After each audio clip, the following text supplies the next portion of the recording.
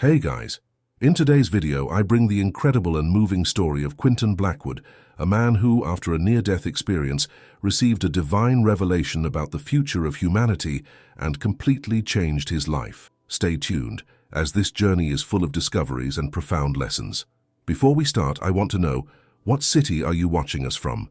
Comment below. And if you're new here, don't forget to subscribe to the channel for more impactful stories like this. Let's go on this journey together. It was a fall morning in Asheville, North Carolina. The mountains surrounding the city were covered in a light fog, and the smell of wet earth still hung in the air after a week of rain. I, Quentin Blackwood, looked out my bedroom window as I adjusted the details of my leather jacket, still with the same youthful enthusiasm I had carried since discovering my passion for motorcycles at age 12. "Quentin, if you're late again, don't wait for me." Tyler McLeod's voice echoed outside. He was leaning on his motorcycle, an older model than mine, but which he rode like no one else. He was my best friend and the person who most understood my thirst for adrenaline. "Calm down, Ty, I'm leaving now," I shouted in response as I put on my helmet, adjusting my gloves. Within moments, I ran down the stairs, barely noticing the worried looks from my parents. My father, a burly man with a graying beard, raised an eyebrow. "Take it slow today, son," he said, but the concern in his eyes told me he knew I wouldn't listen. Outside, the bikes were lined up, shining even under the cloudy sky. The engine roared beneath me as I turned the ignition key, sending a wave of euphoria through my body. Tyler looked at me and smiled, knowing that this was the moment when our fears and worries were behind us. At that moment, we were invincible. "The trail feels different today. I heard the mud is treacherous," Tyler commented as we sped down the gravel road. There was a warning tone in his voice, but I just shrugged it off. "The more challenging, the better," I replied with a mischievous smile. The forest that surrounded the path seemed to breathe with us, every bend and tree a silent spectator of our incessant search for excitement. Adrenaline coursed through my veins as we jumped small bumps and dodged fallen branches, mud flying in all directions. Every acceleration was a promise of freedom. I knew that, in those moments, nothing else mattered. It was just me, my bikes, and the trail that stretched ahead. But little did I know that day would mark not only the culmination of my passion, but also the moment in which my life would take a direction I could never have imagined. Today's trail had a different aura. The gray sky, tall trees around, and the distant sound of crows made the scene seem more sinister. I felt a slight tension in the air, but I ignored it. Tyler, always more cautious, took one last look at me before heading down the trail, which was slipperier than usual. "Careful, Quentin. This mud is no joke," he said with a serious tone. I just shook my head, trying to shake off any signs of hesitation. The bike roared beneath me as we tackled the mud-covered path. The wheels spun incorrectly in some sections, but I knew how to compensate, maintaining balance and control. Each skid was a challenge that I embraced with pleasure. Adrenaline was my companion, and at that moment, I felt at the height of my life. In the distance, I saw a small elevation that seemed to be an irresistible invitation for a daring jump. Tyler stopped a little behind me and shouted, "Quentin, this is dangerous. Don't be foolish." But his words barely reached my ears, drowned out by the roar of the engine and the blood pumping in my temples. I pulled the gas lever and braced myself. That's when I felt something strange. A cold sensation crept up my spine, and for an instant, I clearly heard a familiar voice whisper in my mind, "Slow down." It was the same voice that had accompanied me since childhood, appearing at crucial moments, like an ethereal whisper of warning. But my impulsive nature spoke louder. Ignoring the voice, I increased my speed and prepared myself for the jump. What came next seemed to happen in slow motion. As soon as the bike took off, I realized I had underestimated the force of the mud. The rear tire lost grip, and in an instant, I was thrown into the air. The impact was devastating. I remember the ground approaching quickly and then silence. I didn't hear the sound of my body hitting the earth, nor did I feel the initial pain, just darkness and a feeling of emptiness. The voices of my friends echoed in the distance, muffled, desperate. Tyler screamed my name over and over, while someone was already calling the paramedics. I was motionless. The life felt like it had been sucked out of me. The last thing I saw was the gray sky dissolving into absolute black. The darkness was deep, and for a moment I thought this was the end. There was no pain, sound, or any sensation, just a complete void. It was then that something changed. Gradually, a soft glow emerged on the horizon of my mind. The light intensified until I suddenly found myself floating above the scene of the accident. I looked down and was shocked to see myself lying on the floor, motionless, with my arms outstretched in an oddly rigid position. My friends were around me, pale and in a state of panic. Tyler was on his knees, shaking my shoulder and yelling, "Quinton, listen to me, man! Stay with me!" It was a disturbing sight. I wanted to scream that I was there, watching, but I couldn't make a sound. There was an incomprehensible distance between me and my body, as if I were a helpless shadow. A mixture of fear and fascination gripped me. Was it real? Was I really dead? As I watched, I heard that familiar voice again, which always appeared at the most crucial moments in my life. This time, the voice was clearer, and I knew it wasn't just a creation of my mind. "Quintons, we need to go see Miss," she said. With a tone that was both firm and comforting, I turned around and, to my surprise, I saw a boy floating next to me. He was no more than 10 years old, with eyes that shone like stars and a serene expression. He was wearing a white robe that seemed to be made of light. Who are you?" I asked, feeling a mixture of awe and confusion. "I am your guardian angel.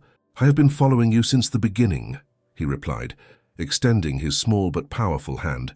"We need to get out of here. Something is coming." Before I could process his words, a dense shadow began to form on the horizon. It was like a dark fog that was advancing quickly, bringing with it a feeling of cold that cut to the bone, even though I was no longer in a physical body. The air around me grew heavier, and the presence of that darkness made my consciousness tremble. It was as if evil itself was approaching. "Quinton, now," the angel insisted, with a more urgent tone. Without hesitation, I held his hand. At the same moment, a force pulled me upwards with indescribable speed, moving me away from the earth and the dark spirit that watched us with invisible eyes of pure hatred. The vision of Tyler and the other friends became smaller and smaller until it disappeared completely, replaced by a starry darkness that soon turned into a sea of cosmic lights. We climbed higher and higher, passing constellations and galaxies at high speed. The universe seemed like a living tapestry, and I couldn't help but feel insignificant in the face of its vastness. But as to Mont, next to the angel, the feeling of peace and security enveloped me again, driving away the fear that threatened to take over me. While the starlight stretched around us, a dense, oppressive shadow still seemed to haunt us. Looking back, I realized that the dark mist had transformed into something more defined, a spirit wrapped in a long, black robe, faceless, but with a presence that brimmed with nameless evil. Even from a distance, I felt the weight of his intention. It seemed like that entity wanted to capture my soul, like a predator lying in wait for an already weakened prey. The angel, still holding my hand, looked at me with an expression that mixed urgency and determination. "Quinton, don't look back. Keep your eyes on me and trust," he ordered, his voice now deeper and more mature than before. His childish appearance was contradictory to his strength. I didn't need to be convinced twice. I obeyed, focusing on the serene glow that emanated from his eyes. The dark spirit, which now seemed closer, made a low, guttural sound, as if it were cursing our departure. A current of negative energy passed through me, chilling my core, and for an instant, I caught a glimpse of what he represented, an existence of pure suffering, imprisonment, and despair. My instinct screamed for me to get as far away from that presence as possible. We climbed faster and faster, leaving the shadow and darkness behind. The space around us became an infinity of lights and colors. We passed constellations that resembled rivers of stars, each one pulsing with a unique brightness. I felt like we were crossing dimensions, as if the very nature of the universe was opening up a path for us to escape the evil that was chasing us. What was that?"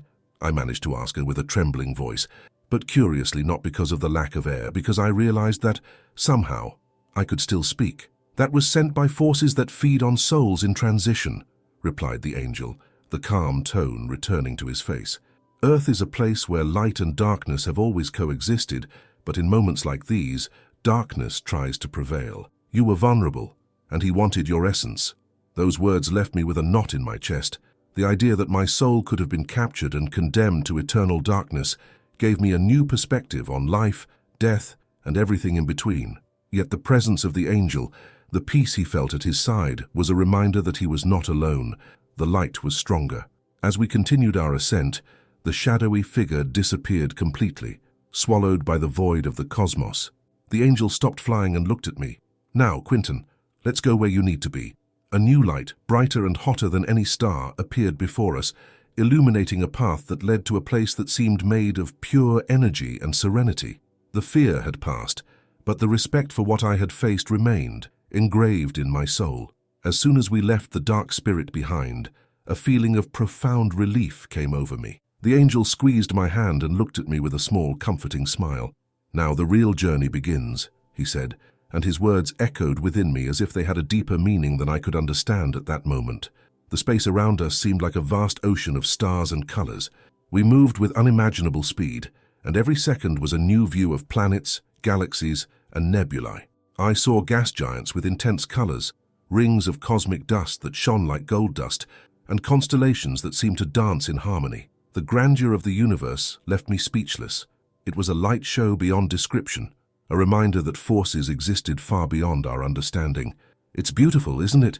the angel said, noticing my amazed look. His voice was softer now, almost as if he was speaking to me from inside my mind. "Few souls have the privilege of seeing it this way. You are here because it is not your time yet." Despite the beauty and serenity around us, one question burned in my mind. "Why me? Why this experience? What does that mean?" He paused, letting only the silence of the cosmos envelop us for a moment. "Every human being has a purpose, something that only he or she can fulfill. But most people go through life without realizing it. This is your opportunity to see beyond what meets the eye and understand what's really important." As we moved forward, the feeling of peace became more intense. I didn't feel the weight of my body, gravity, or tiredness. It was as if my soul was in a state of pure freedom, without the limitations of the physical world. The immensity of space, with its vibrant colors and infinite possibilities, made me realize how small and fragile my earthly existence was. Suddenly, in front of us, a light appeared, much more intense than any we had passed before. It was golden and radiated an energy that warmed my essence, like the heat of the sun on a summer day, but without the stinging. I felt an immediate attraction to her, as if she were my home. "We are arriving," said the angel, with a look that mixed compassion and solemnity. Deep down, I knew I was going to a place beyond life and death, a space where souls find answers and meaning. Golden light enveloped us, and in an instant, the vastness of the universe transformed into an ethereal place, a plane where time and space ceased to exist. There, the tranquility was absolute, and all worries and fears seemed to have been washed away. It was as if I had returned to the starting point of my existence, where nothing needed to be said, because everything was understood.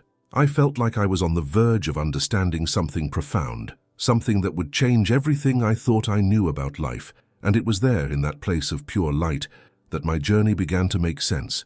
As the golden light enveloped us, an indescribable peace filled every particle of my essence.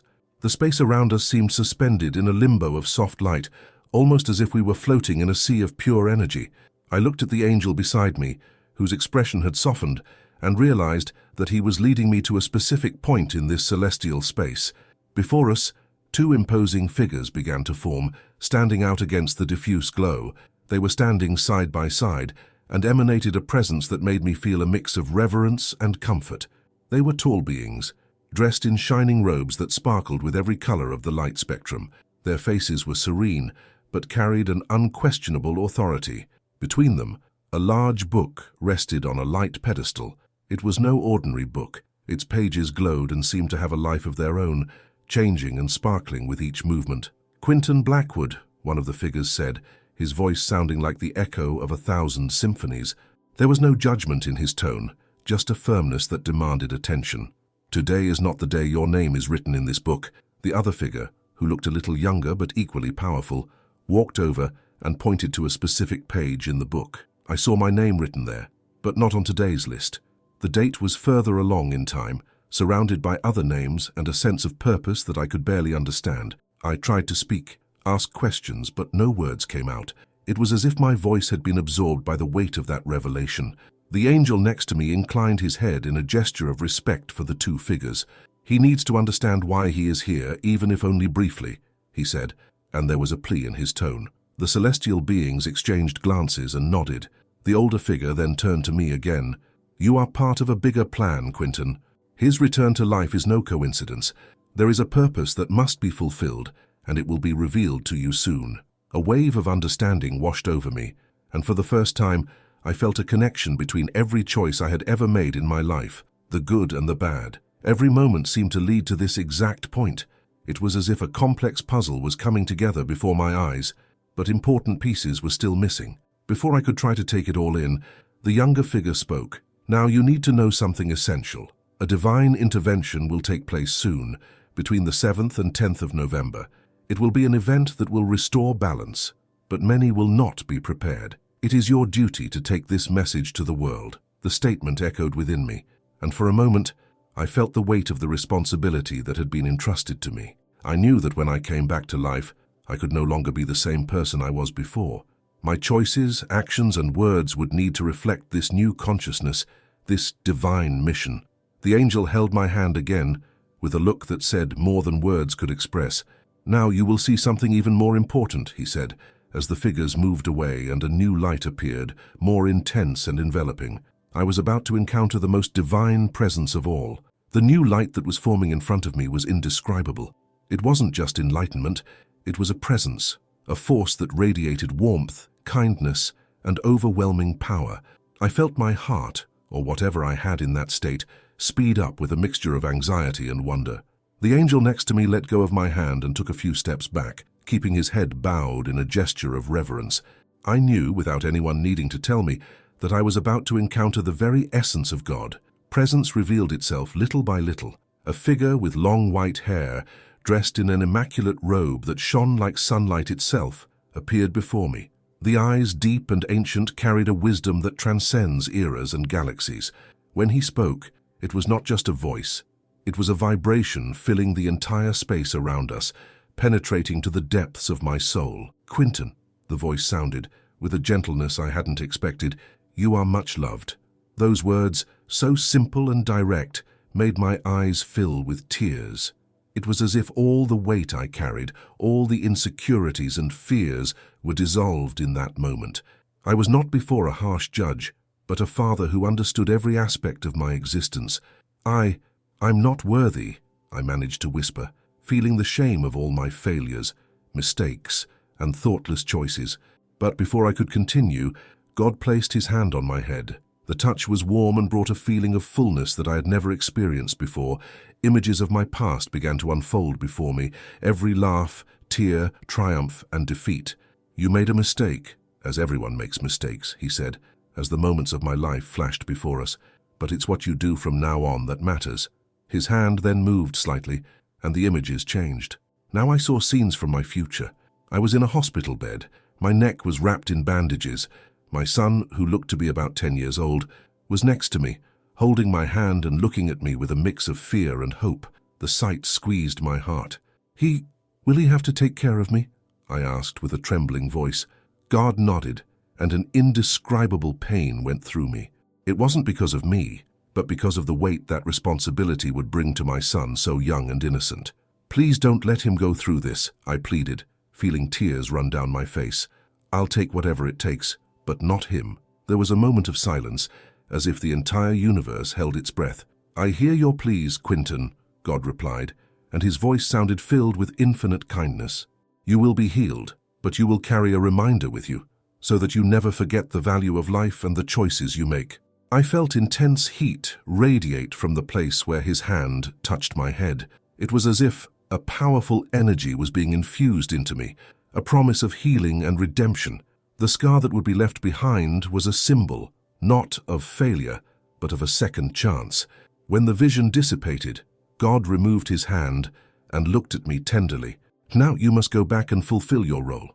Inspire others, tell what you saw, and prepare those who will need faith in the days to come." With a subtle nod, the light around us began to dissipate, and I felt the force that held me there begin to pull me back to reality. The farewell was silent, but filled with a purpose that I knew would guide the rest of my life. The feeling of being pulled back into my body was intense and quick. The warmth of the divine light began to fade, and the lightness I had experienced turned into a dense, familiar pressure. The sound, which before seemed non-existent, gradually returned, a distant murmur that soon turned into agitated voices. The senses returned, and with them the pain. A sharp, pulsing pain shot through my neck and head, reminding me of where I was and what had happened. "He's coming back. Quinton, stay with me, please." Tyler's desperate voice sounded like an echo in my mind, before settling into a clear and real call.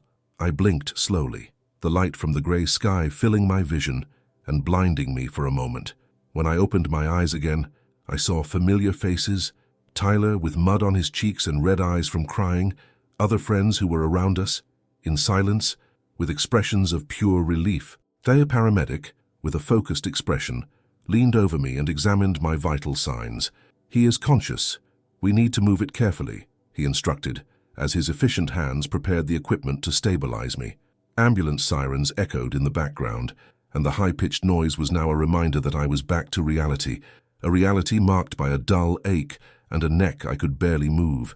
"Ty," I murmured with effort, my voice coming out hoarse and broken. Tyler held my hand, his face brimming with emotion. "I'm here, man. I'm here," he replied, his voice breaking. His eyes said more than words could. He had feared the worst. The journey to the hospital was a mix of flashes and pain. The sirens, the movement of the stretcher, and fragments of conversation between the paramedics mixed into a chaotic tangle of sensations. Every bump reminded me of the promise I had made before God. I was alive, but I carried a mark, a scar that was yet to form and would be my constant reminder. I knew it wasn't just a physical consequence. It was a symbol of my new mission, of the second chance I had been given. Doctors rushed to examine me as soon as we arrived at the hospital, but my mind was far away. As I answered their questions with minimal movements and grunts, all I could think about was the encounter I had had. God's words echoed in my mind, stronger than any pain. "Inspire others, tell what you saw, and prepare those who will need faith in the days to come." After hours of exams, the news arrived. I had a neck fracture, but miraculously, there was no damage to the spinal cord. The doctor, a middle-aged man with a tired expression, looked at me with a mixture of incredulity and relief. "You are very lucky, young man. It could have been much worse." Tears ran down my face as the weight of his words hit me. It wasn't luck, it was more than that. I lightly touched the back of my neck, feeling the still warm skin and the area where a scar would soon form. That scar would be my mark of remembrance, my commitment to what had been revealed to me. As the hospital lights flickered softly, I glanced at Tyler, who stood faithfully by my side. "We have a story to tell," I whispered. He just nodded, with a shy smile and his eyes shining with the realization that something extraordinary had happened. Recovery was a slow process and full of challenges. Even with confirmation that I would not be paralyzed, the neck fracture required a long period of immobilization and physical therapy. During the weeks that I was confined to a hospital bed, my mind constantly wandered between recent events and the divine revelation I had received. The nights were particularly intense. I closed my eyes and relived the flashes of the encounter with God, the surrounding peace and the mission He had entrusted to me. The silence of the hospital room seemed to echo with the words engraved in my soul, "Prepare those who will need faith in the days to come." Tyler, faithful as ever, visited me daily. It brought stories from our friends and reports of how impressed they were with my almost miraculous recovery. He sat in the chair next to the bed, fidgeting with the cap in his hands as he spoke. "Quinton, you looked dead. It was a miracle. And I saw it, man. I know you have something to say about this," he commented once, his eyes searching mine for answers he knew only I could give. I smiled slightly, feeling the still fresh scar on my neck. "I saw something, Ty. Something that changed everything for me," I confessed, my voice still hoarse and weak. It was the first time I had put into words what I had experienced. He leaned forward, attentive, as if each syllable was a revelation. I told him about the angel, the dark spirit, the journey through the cosmos, and finally the encounter with God. His expression went from surprise to admiration, and then to what could only be described as reverence. "Do you think you'll be able to tell people this? I mean, it's not something most would believe," he mused. "Maybe not," I replied, holding his gaze. "But it's not about making everyone believe at once. It's about reaching those who need to hear. And there's something else." I hesitated, but continued when I saw his encouraging expression. "Between the 7th and 10th of November, a divine intervention will take place, something that will change the world, and we need to be prepared." Tyler was silent for a moment, letting the words sink in. Finally, he nodded slowly, his eyes still fixed on mine. Then let's do this, let's tell the world. When I was discharged and returned home, I realized that my life would never be the same. Every step I took, every breath I took, seemed to carry a renewed purpose. I was no longer the kid who challenged trails to get an adrenaline rush. I was someone who had crossed the line between life and death and returned with a mission. The scar on my neck, which had become a little more inconspicuous over time, was my constant reminder of the second chance I had been given. I started writing, trying to put into words the transformative experience I had lived. At first it was just for me, but I soon realized these words needed to be shared. I used social media and made short videos to tell the story, starting with the most accessible parts, until I finally gathered the courage to talk about the encounter with God and the divine warning. The reactions were varied: skepticism, support, curiosity, but I was prepared for it. The impact was greater than I expected. People I had never met began sending me messages, telling me how my story had inspired them to reflect on their own lives. I saw young people and adults connect with me for advice, trying to understand how they could prepare themselves spiritually for what was to come. The experience not only changed my life, but also became a catalyst for changing the lives of others. The warning about divine intervention made me look ahead to November 7th, 10, with a mixture of expectation and humility. I knew that my mission had only just begun, and that every choice and every word now carried a new and significant weight. The days leading up to the month of November were marked by intense spiritual and emotional preparation. After sharing my story in videos and conversations with friends, I began receiving invitations to speak at small events and community meetings in Asheville. Although nervousness gripped me before every performance, there was something in me that knew this was my mission, to use my experience to inspire and alert. At one of these meetings, an elderly woman named Martha approached me. With teary eyes, she held my hand and said, "I lost my grandson in an accident similar to yours. For years, I wondered why God allowed that to happen." His words gave me a kind of peace I hadn't felt in a long time. "Thank you for sharing." His words were like confirmation that my new journey was just beginning and that each person touched was part of this greater purpose. When November arrived, the air felt heavier, charged with expectation. I was in constant contact with Tyler and other friends, discussing what could happen between the 7th and 10th. As much as I wanted to understand, I knew that divine intervention could take forms that the human mind could not predict. I spent these nights in prayer, meditating and reflecting on the importance of spiritual balance. On the third day, something changed. It was as if a wave of energy went through people, touching their hearts in subtle and sometimes surprising ways. Reports began to emerge about small miracles and epiphanies, not in the form of grand manifestations, but in gestures and moments that brought clarity and love. People who had been apart for years reconnected, old enemies made peace, and families rediscovered the value of unity. It was as if a breath of new life had been breathed into the city and, from what I later learned, in many other places. My own transformation was more profound than I expected. I started dedicating more time to social and environmental causes, understanding that our responsibility went beyond faith. It was linked to caring for the planet and all the beings that live on it.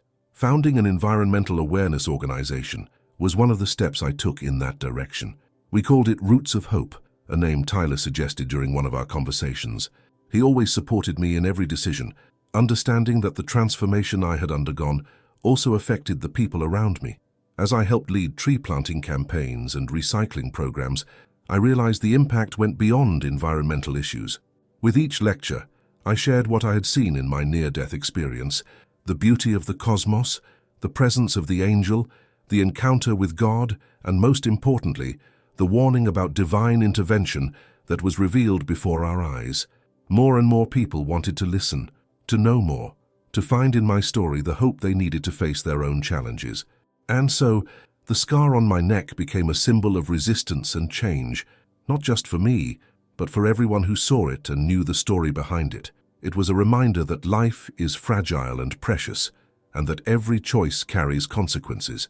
With this awareness, I committed to living more consciously and lovingly, aware that small actions, the ones we often ignore, can have a profound and lasting impact. Today, at 57 years old, I still feel the vibration of that divine encounter. The world continued to spin, with challenges and uncertainty, but now I know that a spark of change has been planted, and that part of my mission is to keep that flame burning. Every day, as I walk the trails I once used to get my adrenaline rush, I look up at the sky and remember God's words.